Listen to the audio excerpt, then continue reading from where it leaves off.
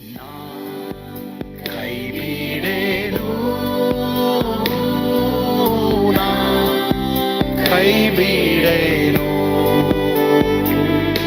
ಆ ಮಾತು ಹೇಳಿದ ನನ್ನ ತಾ ಹೇಳಿದ ನಲ್ಲವೇ. ನಾ ಕೈ ಬಿಡೇನು, ನಾ ಕೈ ಬಿಡೇನು.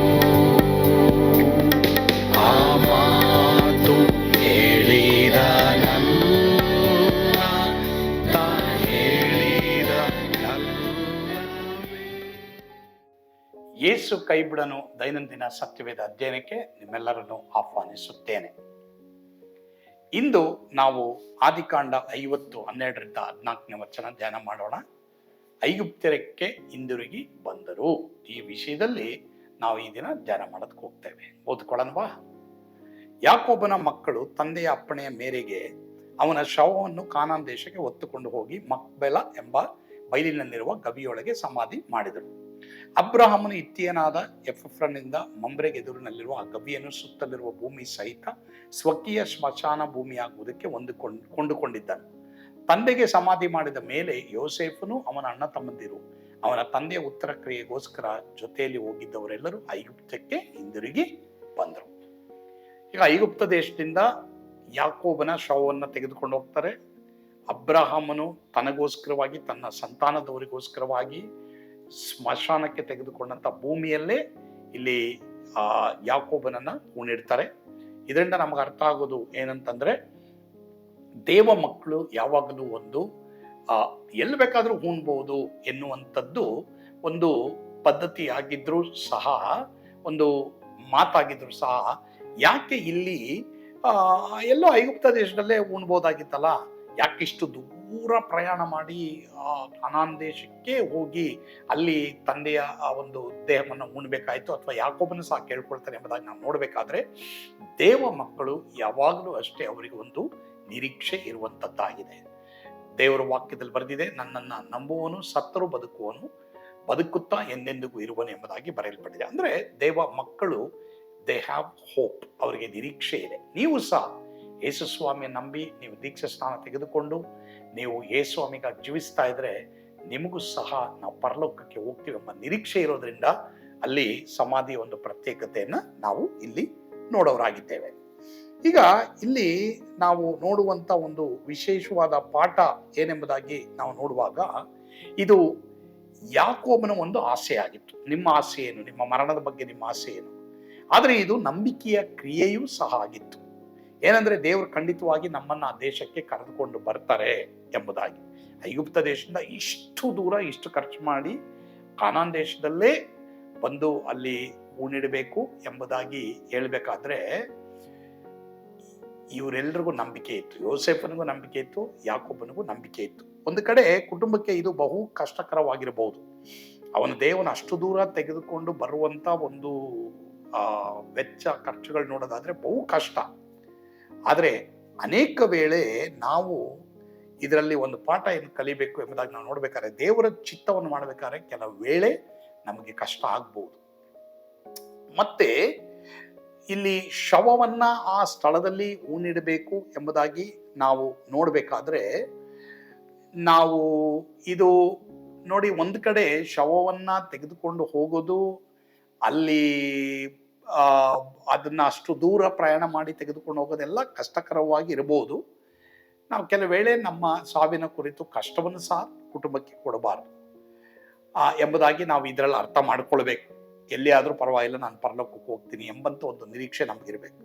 ಒಂದು ಸಾರಿ ಒಬ್ಬ ಮನುಷ್ಯನ ದೇಹ, ಅವನ ಆತ್ಮ ಅವನ ದೇಹವನ್ನ ಬಿಟ್ಟು ಹೋಗ್ಬಿಟ್ರೆ ಅವನನ್ನ ದೇಹಕ್ಕೆ ಹೋಲಿಸಬಾರ್ದು. ಅವನ ಆತ್ಮಿಕ ಜೀವಿ. ಬಟ್ ಆದ್ರೆ ಇದರಲ್ಲಿ ಒಂದು ಅರ್ಥ ಇದೆ.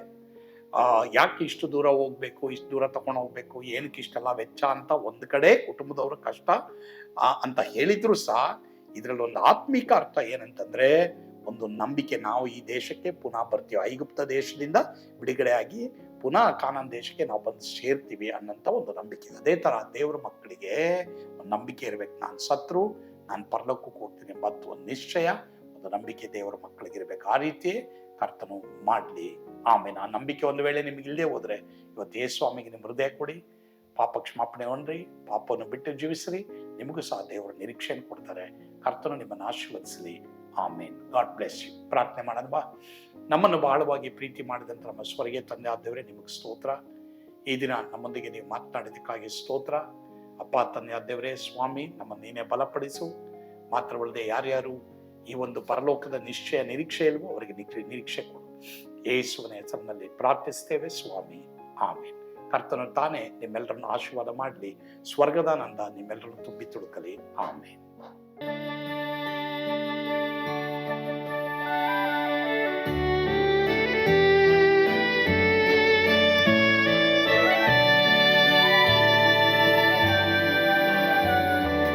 ಓ ಎಂತ ಅದ್ಭುತವಾದ ದಿನ, ನಾನೆಂದಿಗೂ ಮರೆಯೇನು.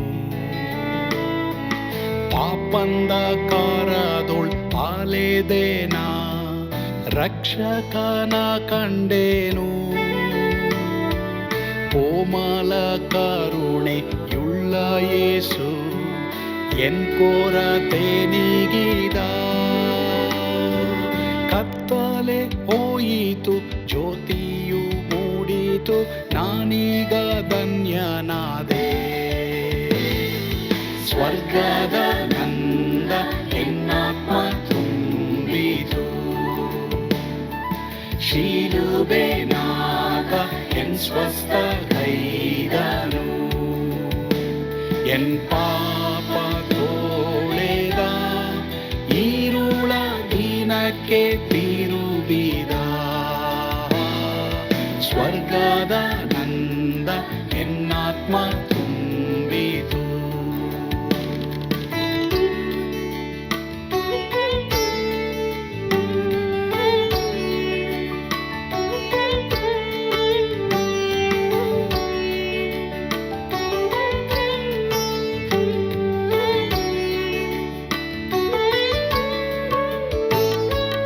ಆತ್ಮನ ನೂತನ ಜನ್ಮದಿಂದ ದೇವಪುತ್ರನಾದೇನು.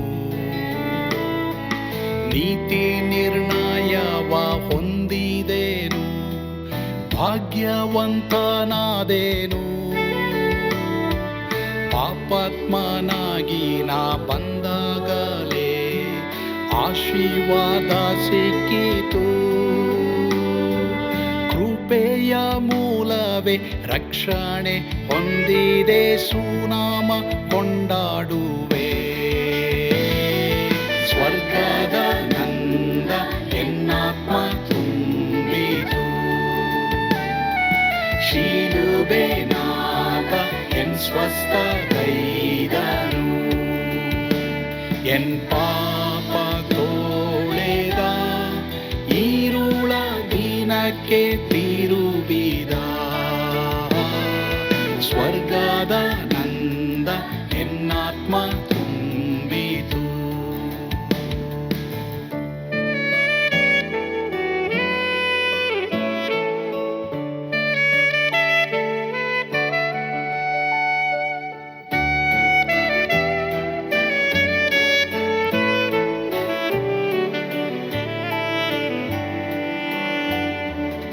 ಅನಂತ ನಿರೀಕ್ಷೆ ಏನಾಗಿದೆ, ಕಾಲವು ತೀರಲಾಗಿ. ಸ್ವರ್ಗದ ಭವ್ಯ ಬಿಡಾರದಲ್ಲಿ ನಿತ್ಯವಾಗಿ ಇರುವೆ. ಶಿಲುಬೆ ನನಗೆ ಆಶ್ರಯವೇ, ನಂಬಿಕೆಗಾಧಾರವೇ. ನಿತ್ಯ ಐಶ್ವರ್ಯವ ದಿವ್ಯಾಶೀರ್ವಾದವ ಕರ್ತ ಇವನೇ ನಗೆ.